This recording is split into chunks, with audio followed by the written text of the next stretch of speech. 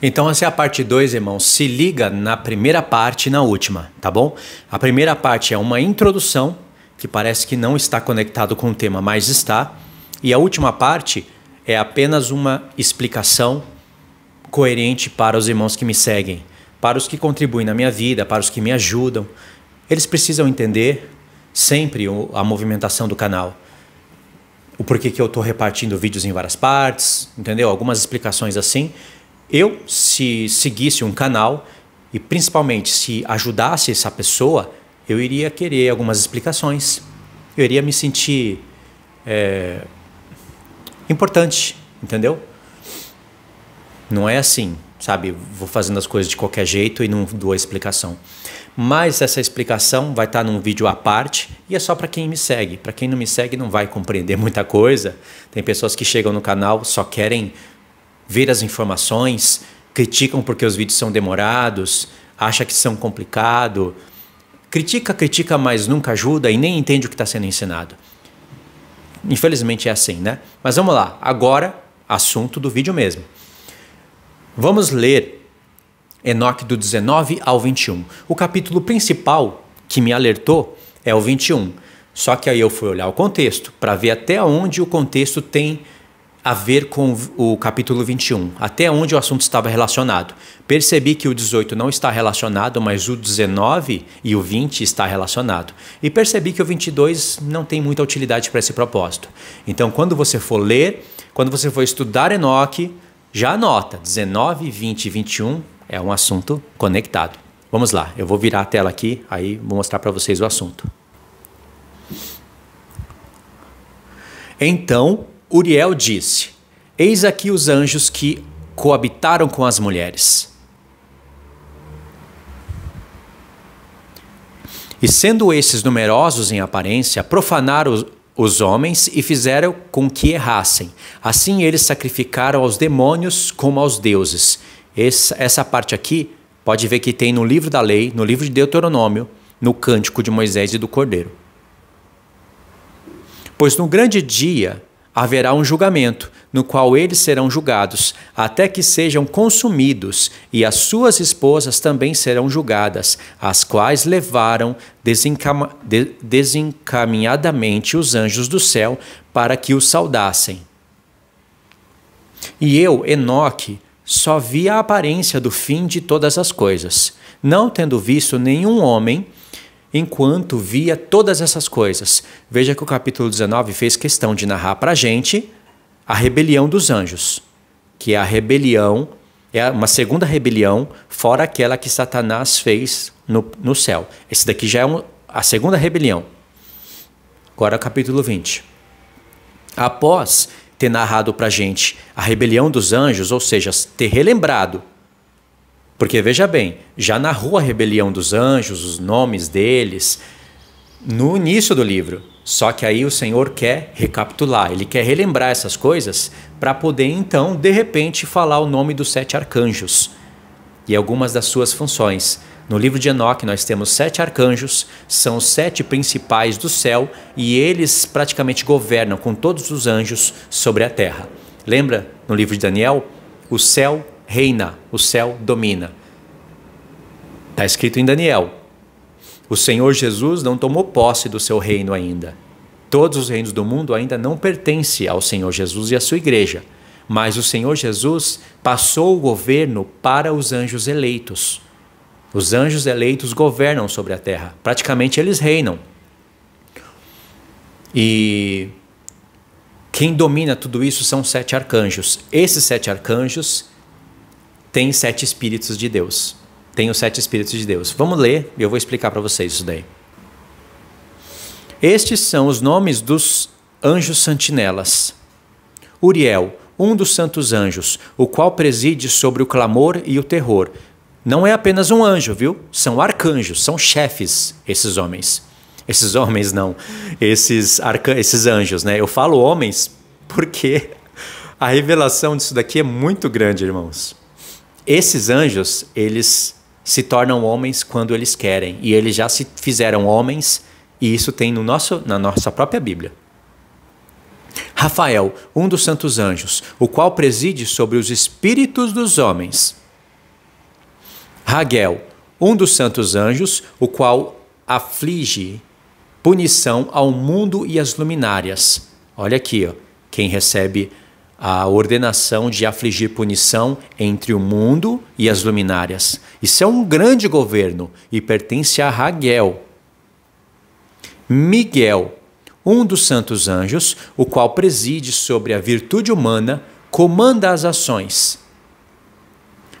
Aqui falou pouco sobre Miguel, né? Mas dentro do livro de Enoque, Miguel, ele é o destaque.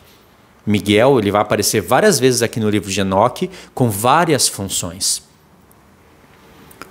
Porque são 7 arcanjos. Deus destaca 4 e depois mais 3. E esses 4 são chamados de 4 primeiros. Os 7 são importantes. Cada um tem a sua funcionalidade, a sua função, a sua missão. Mas os 4 primeiros são os principais. Os 3 últimos não são tão principais como os 4 primeiros. Ao todo são 7. Mas existem esses 4, né, que são destaque. E dentre esses 7, Miguel é o destaque maior. Nós temos isso no livro de Enoque, com as meditações certas. Nós temos exemplos assim na palavra de Deus. No próprio corpo de Cristo nós temos exemplos assim. Tá certo? Vamos lá, continuando. Suriel, um dos santos anjos, o qual preside sobre os espíritos dos filhos dos homens que transgridem. Gabriel, este nós conhecemos, né? Um dos santos anjos, olha só, o qual preside sobre o paraíso, sobre os serafins e sobre os querubins. É pouco isso daqui? Fora isso, nós sabemos que ele é um dos arcanjos incumbidos para transmitir as mensagens do céu para a terra. Remiel, um dos santos anjos, foi por Deus incumbido de presidir os ressuscitados. Ok, narrou o nome dos 7 anjos. Narrou algumas das suas funções, porque aqui não é o único lugar onde aparecem as funções deles. Cada um com as suas funções principais. Está vendo esse último? Esse último não preside sobre a ressurreição? Significa que quando chegar o momento da ressurreição, todos aqueles anjos vão fazer a colheita dos seus eleitos, como Jesus falou em Mateus 24, esse 7º arcanjo, não é à toa que ele é o 7º, né, apontando para o último evento, ele é o líder, ele é aquele que organiza os anjos e fala, vocês vão ressuscitar o povo ali, no norte, no sul, no ocidente, no oriente. Ele é o que toma conta disso. E todos eles tendo como cabeça o Senhor Jesus, e o Senhor Jesus tendo como cabeça e seu Deus o Pai. Isso é Bíblia. Isso é coerência. Isso é verdade bíblica, que tem tanto no livro de Enoque como em toda a palavra de Deus. Agora, qual é a conexão de Deus parar aqui para falar desses 7 arcanjos? A conexão com o capítulo 19. Falou da rebelião dos anjos, que são 200 anjos que se rebelaram. Agora vai explicar a função desses 7 arcanjos. E no capítulo seguinte vai mostrar um grande conflito. Irmãos, é muito profundo isso daqui. Mas eu vou falando, e eu sei que eu não vou poder explicar tudo, mas eu vou falando e depois eu vou contextualizando tudo em outros vídeos, não dentro dessa série aqui. No livro de Enoque, nós temos 7 arcanjos e nós temos também 7 espíritos de Deus. E vai falar espírito disso, espírito daquilo, espírito de fé, espírito de justiça. Aí você vai falar, opa, não está batendo com 7 espíritos de Deus lá em Isaías 11. Aí nós temos a revelação. Vocês acham mesmo que aqueles 7 espíritos de Isaías 11, que é espírito de sabedoria e de entendimento, espírito de conselho e fortaleza, espírito de conhecimento e de temor do Senhor, ou espírito de sabedoria e de conhecimento, pode ser que eu errei a sequência entre entendimento e conhecimento, mas espírito de sabedoria e de conhecimento, espírito de conselho e fortaleza, espírito de entendimento e de temor do Senhor. E cadê o 7º? O 7º é o Espírito do Senhor, que é o Espírito da vida eterna. O Senhor é a vida eterna. Isso que está escondidinho, né, ali pra gente. Mas são 7. Vocês acham mesmo que só tem aquilo? No próprio livro de Isaías, capítulo 11, ali fala do espírito de justiça. Por que o espírito de justiça não está entre aqueles 6? E o espírito de fé? Percebe como tem mais? Mas o Senhor destacou aqueles 6 para aquele propósito. Significa que você pode colocar espírito de fé, espírito de justiça, espírito de santidade. Tudo isso você pode colocar e classificar em 7. O livro de Enoque está nos ajudando a compreender essas peças soltas. Entendeu? E esses 7 espíritos, na nossa Bíblia, eles estão ligados a Cristo e Cristo à igreja. Por isso a menorá, 7 igrejas. Mas quando você olha para o livro de Enoque, você vê que os 7 espíritos do Senhor estão ligados aos 7 arcanjos. Por que essa conexão? Por que essas coisas? Primeiro, Deus quer fazer da sua igreja uma plenitude representada no número de 7. Também, porque a igreja é representada no número de 12, no número de 24, no número de 144 mil, mas aquele número de plenitude, né, onde revela os números, os dias da criação, Deus também nos mostra a igreja representada em número de 7. 7 castiçais, 7 igrejas, 7 festas. E nós seremos também como os arcanjos são hoje. Chefe de anjos, chefe de nações. A mesma funcionalidade que os arcanjos têm, nós teremos quando chegar a nossa vez de reinar. Isso é muito profundo, irmãos. Então é o seguinte, há uma conexão profunda entre as 7 igrejas, os 7 arcanjos e os 7 espíritos de Deus. Esse é o acréscimo que nós recebemos pelo livro de Enoque.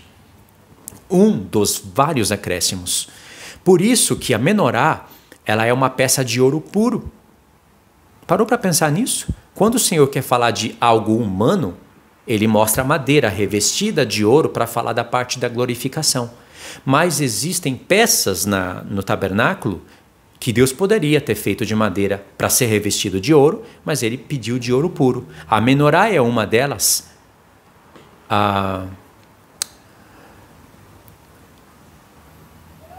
Arca da Aliança, na parte de cima, que é o propiciatório, é uma dessas peças. Mas a Arca da Aliança forma uma só peça com a parte de baixo, que é o caixote. Só que o caixote, ele é madeira revestido de ouro. A propiciação, o propiciatório, onde tem os 2 querubins, fala de ouro puro. Veja, querubins, está falando daqueles seres, dos 4 querubins. Eu sei que na Arca da Aliança tem só 2, mas a palavra vai evoluindo. Depois, lá no Templo de Salomão, você vai ter 4 querubins. E querubins têm a origem no céu, não tem uma origem humana. O propiciatório aponta para Cristo. Ele se originou no céu, mas Cristo também se fez homem.